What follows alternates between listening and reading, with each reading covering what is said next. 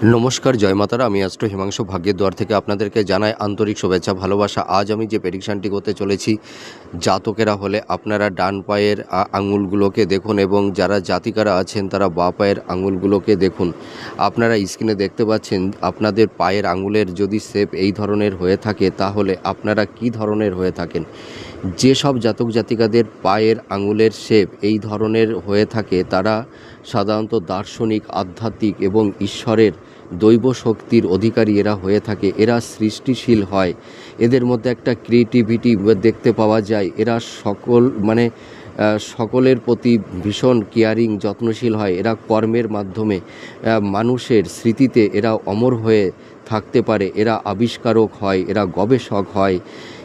এছাড়া এরা ভীষণ সৎ মনের মানুষ হয়ে যায়, সৎ মনের মানুষ হয়ে থাকে এবং এরা জীবনে এদের মেধা, ট্যালেন্ট, প্রতিভার মাধ্যমে এরা জীবনে খুব সাফল্যতা অর্জন করে থাকে। আপনারা মিলিয়ে দেখুন এই প্রেডিকশানটি আপনাদের কতটা ম্যাচ করছে। নমস্কার, জয় মাতারা।